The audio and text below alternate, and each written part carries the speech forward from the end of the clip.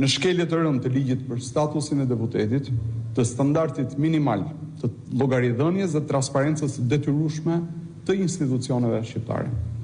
Gjithsesi, majoranca po kërkon të kalojë një projekt ligj të dytë, i cili amendon thelbësisht ligjin e parqeve teknologjike apo ndryshe ligjin Durana.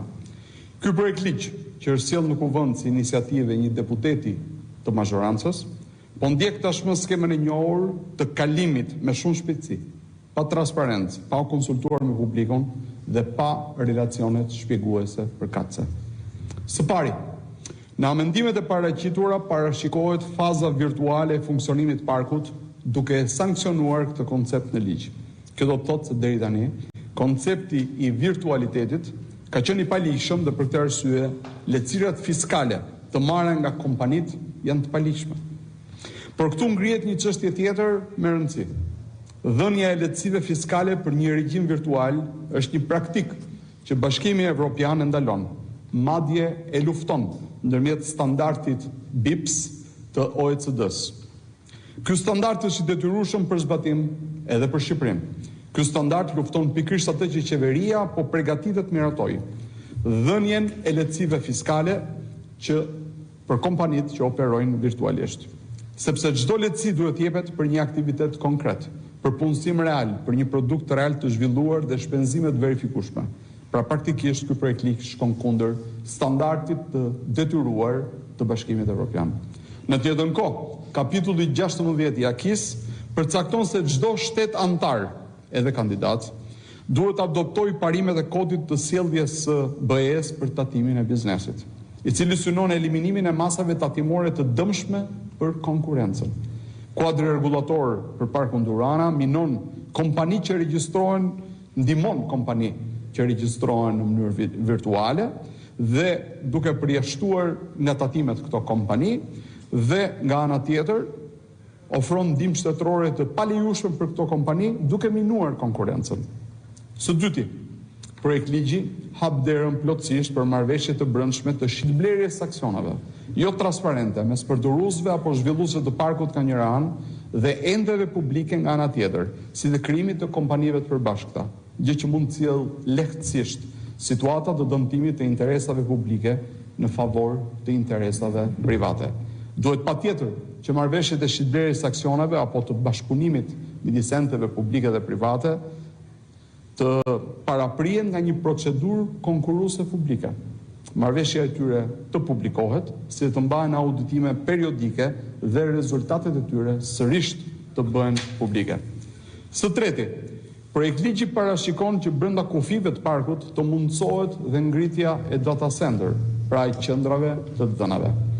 Këtu duhet të theksojmë se Partia Demokratike e inkurajon fort këtë tipologji biznesi, e ka patur pjesë të programit saj ekonomik dhe është në favor të lehtësive sa më të mira, sa më të mundshme për të tërhequr këtë lloj investimi dhe know-how. Por nga ana tjetër, për rëndësinë që ky ka si aktivitet në Bashkimin Evropian, ai është i rregulluar dhe i monitoruar me shumë kujdes. Bashkimi Evropian ka 3 akte të një rëndësie ligjore, të rëndësishme ligjore, 2 direktiva dhe 1 rregullore, që trajtojnë aspekte të ndryshme të këtij aktiviteti. Së pari është direktiva për eficiencën e energjisë 2023/1791, që është instrumenti kryesor i Bashkimit Evropian për data center. Neni 12 i saj detyron gjithë operatorët e data center me kapacitet mbi 500 kW instaluar të raportojnë çdo ditë tregues kyç të performancës, konsumin e energjisë, konsumin e ujit, përdorimin e energjisë rinovueshme dhe nxehtësinë e mbetjes. Së dyti është një direktivë shumë e rëndësishme, veçanërisht në kushtet kur po kalon Shqipëria, direktiva NIS2 e sigurisë kibernetike 2022-2555. NIS2 klasifikon infrastrukturën digjitale, duke përfshirë data center si sektor thelbësor të sigurisë kombëtare. Shqipëria si vend kandidat është i detyruar të adoptojë NIS2 si pjesë e kapitullit 10, shoqëria e informacionit dhe media, të procesit të antarësimit. Së treti është rregulloria për mbrojtjen e të dhënave personale. Kjo rregullore rregullon aksesin, përdorimin dhe mbrojtjen e të dhënave personale të gjeneruara nga pajisjet e lidhura dhe shërbimet cloud, aktivitete këto thelbësore të data center.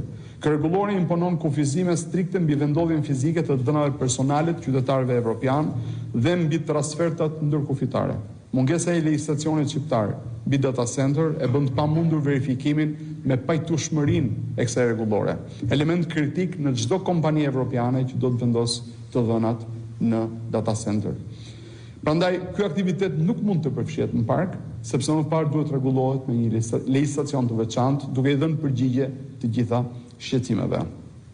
Përfundimisht, miratimi i ligjeve shumë të rëndësishme dhe me shumë ndikim, me shpejtësi marramendse dhe pa konsultime me publikun, duke mos respektuar as detyrimet tona minimale ndaj Bashkimit Evropian, në terma të parafrimit legjislacionit, vetëm sa vërteton atë që Partia Demokratike ka shprehur si shqetësim thelbësor të saj.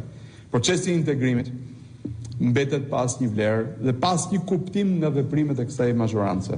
Roli parlamentit është reduktuar thelbësisht, sepse ai nuk kryen më asnjë funksion të rëndësishëm.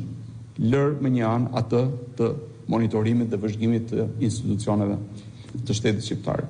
Qeveria kërkon vetëm miratimin e ligjeve në letër, sa për syefaqe për të mashtruar opinionin publik vendas dhe të huaj se Shqipëria është në thonjza e gatshme për të hyrë në Bashkimin Evropian. Për fat keq, faktet e përditshme tregojnë të kundërtën. Me anë se sjellje perspektiva e Shqipërisë në Bashkimin